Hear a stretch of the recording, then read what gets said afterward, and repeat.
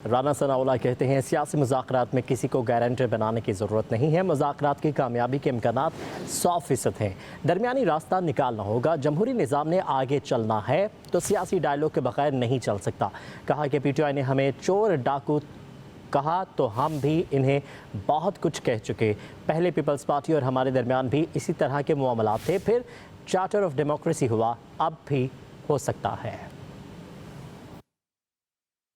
رانا صاحب، بڑا بیسک سوال یہ ہے کہ پی ٹی آئی کے ساتھ مذاکرات کر رہے ہیں تو اس میں گارنٹر کا بڑا ذکر کیا جاتا ہے۔ گارنٹر کون ہے اس مذاکرات کی کامیابی کا؟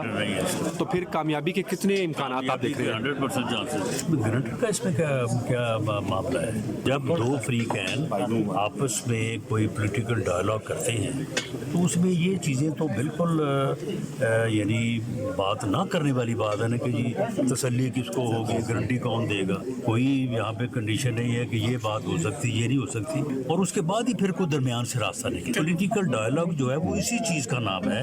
یہ نہیں ہو سکتا کہ کوئی 100% ہماری بات کو مان لے گا یا کوئی 100% ہم دوسرے کی بات کو مان لیں گے۔ درمیانی راستہ ہی جو ہے وہی ایک بہتر راستہ ہوگا۔ اگر پی ٹی آئی ہمیں چور کہتی رہی ہے تو ہم بھی بڑا کچھ کہتے رہے، وہ ہمیں کہتے رہے، ہم انہیں کہتے رہے۔ اگر ملک میں پارلیمانی جمہوری نظام نے آگے چلنا ہے تو پھر وہ پولیٹیکل ڈائلاگ کے بغیر تو نہیں چل سکتا۔ پولیٹیکل ڈائلاگ جو ہے وہی ایک طریقہ ہے، راستہ جو ہے وہ آگے نکالنے کا۔ اس سے پہلے پیپلز پارٹی اور ہمارے درمیان بھی اسی طرح کے معاملات تھے، لیکن پھر چارٹر آف ڈیموکریسی ہوا نا، تو اب بھی جو ہے وہ چارٹر آف ڈیموکریسی کی بھی ضرورت ہے، چارٹر آف اکانومی کی بھی ضرورت ہے۔ رانا صاحب، بڑا بیسک سوال یہ ہے کہ پی ٹی آئی کے ساتھ مذاکرات کر رہے ہیں تو اس میں گارنٹر کا بڑا ذکر کیا جاتا ہے۔ گارنٹر کون ہے اس مذاکرات کی کامیابی کا؟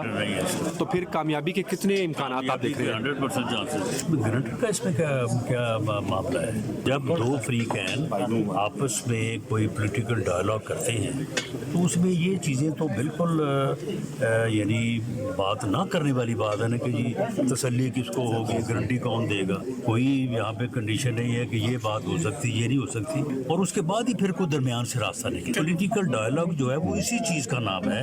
یہ نہیں ہو سکتا کہ کوئی 100% ہماری بات کو مان لے گا یا کوئی 100% ہم دوسرے کی بات کو مان لیں گے۔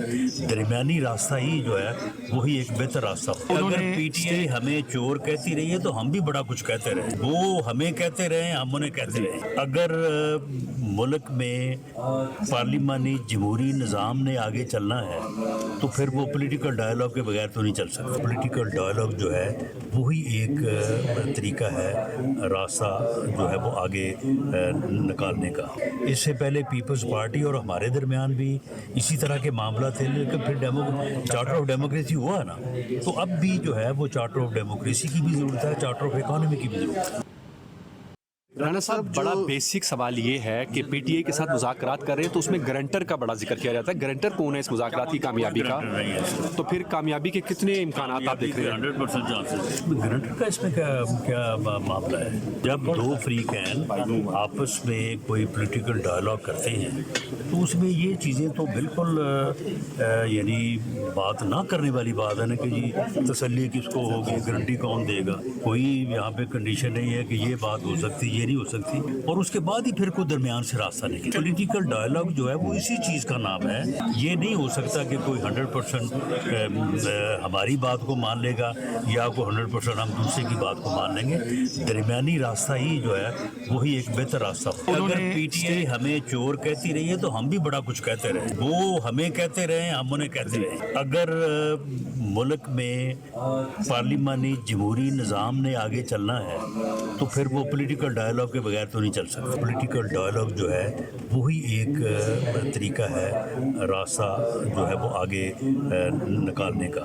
اس سے پہلے پیپلز پارٹی اور ہمارے درمیان بھی اسی طرح کے معاملات تھے، لیکن پھر چارٹر آف ڈیموکریسی ہوا نا، تو اب بھی جو ہے وہ چارٹر آف ڈیموکریسی کی بھی ضرورت ہے، چارٹر آف اکانومی کی بھی ضرورت ہے۔